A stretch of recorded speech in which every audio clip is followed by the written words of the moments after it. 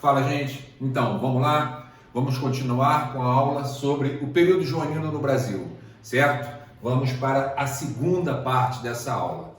Na anterior, falamos de um processo de negociação entre a Inglaterra e Portugal, na chamada Convenção Secreta, que permitiu o translado da corte portuguesa para o Brasil. Isso significou para os ingleses benefícios econômicos, correto? Tratamos também de um fortalecimento do Brasil no aspecto administrativo, né? Quando o Brasil se transforma, na prática, no centro de decisão, no centro do Império Português, correto? Agora vamos falar sobre as medidas culturais. A mesma batida, se ministérios, secretarias, órgãos foram criados evidenciando esse fortalecimento da estrutura brasileira, né? No caso cultural, veremos um processo de europeização do Brasil.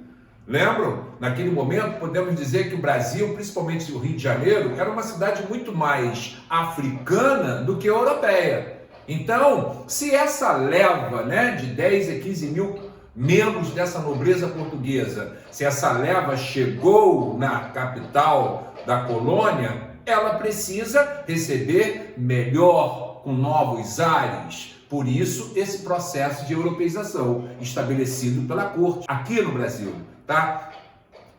Exemplos de algumas medidas: criação do Jardim Botânico, estabelecimento do Teatro Real, criação de universidades, de escolas superiores de medicina e direito na Bahia e no Rio de Janeiro, da imprensa régia, da imprensa real, da missão cultural francesa, chegada de Jean-Baptiste Debré, Tounet, Grandjean de Montigny, né? Essa rapaziada que de uma certa maneira vai trazer para o Brasil o neoclássico, a possibilidade de substituição do barroco, tranquilo? A Escola de Belas Artes também. Então são fatores que procuram fazer com que essa cidade, essa capital, esse Rio de Janeiro, tome uma feição mais europeia.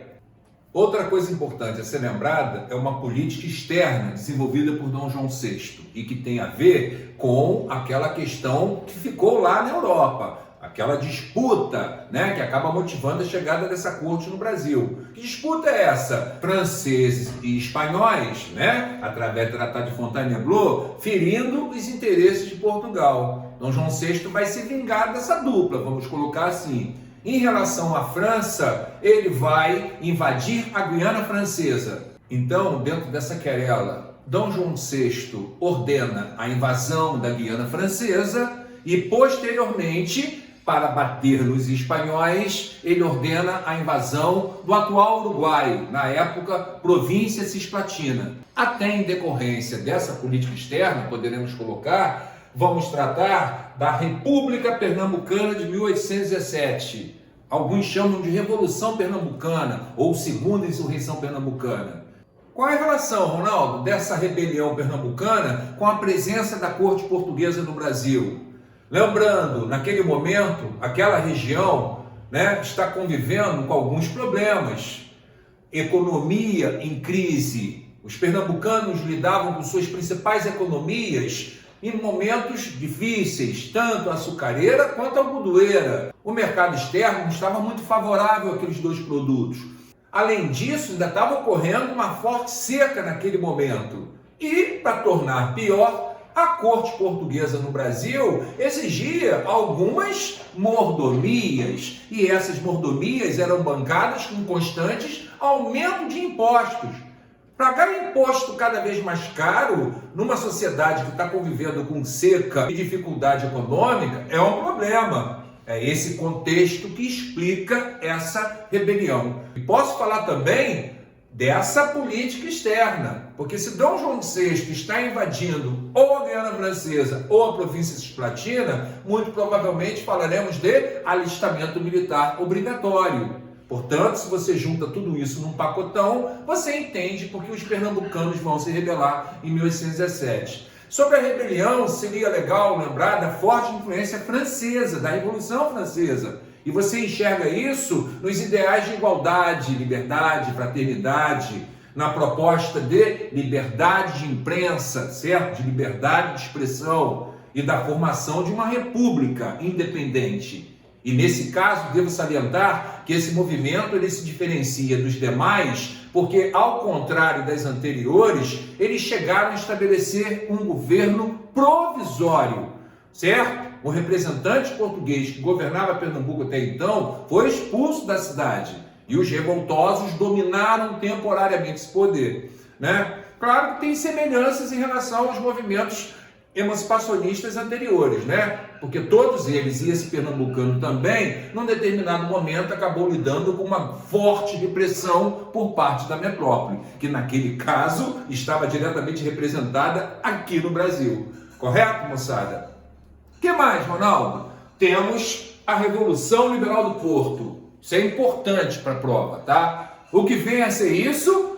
Após a expulsão dos franceses, né, a saída dos franceses do território português, né, num movimento liberal, a burguesia toma conta do poder. Convoca as chamadas cortes, né, e essas cortes convocam uma Assembleia Constituinte, né? O que sai desse movimento? Sai o fim do absolutismo português, certo? Essas cortes vão estabelecer uma monarquia parlamentar. Dom João VI tem o seu poder limitado.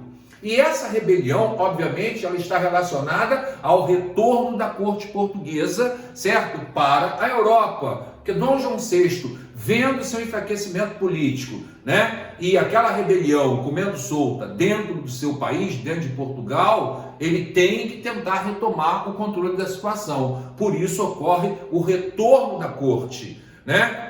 Como é que fica o Brasil? O Brasil vai ficar sob a tutela de Dom Pedro I, o herdeiro português, né? Então, claramente, podemos adiantar que esse retorno da corte, né, estará diretamente vinculado ao processo de independência do Brasil, que vai ganhar, né, força cada vez mais. Por quê? Porque primeiro que Dom Pedro vai ficar isolado aqui e muito provavelmente será pressionado e vai acabar negociando com as elites locais.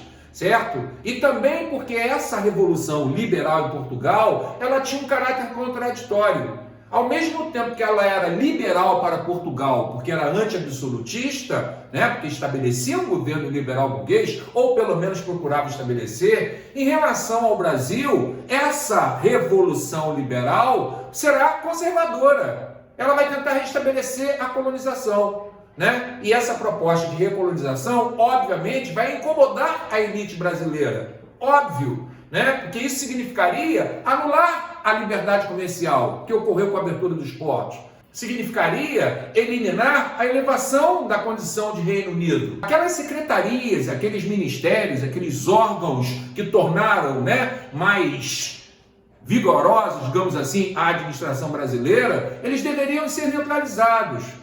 Portanto, na visão dos portugueses, manter essa autonomia, manter esse poder crescente, não seria interessante para Portugal. Por isso a proposta de recolonização. Mas, por outro lado, se a elite brasileira assistisse àquele processo de recolonização e nada fizesse, né, eu acho que a coisa não caminharia muito bem. Então, dentro desse contexto, na próxima aula nós trataremos do processo de independência do Brasil, a regência de Dom Pedro, período que se estende de 1821 até setembro de 1822. Tá bacana, galera?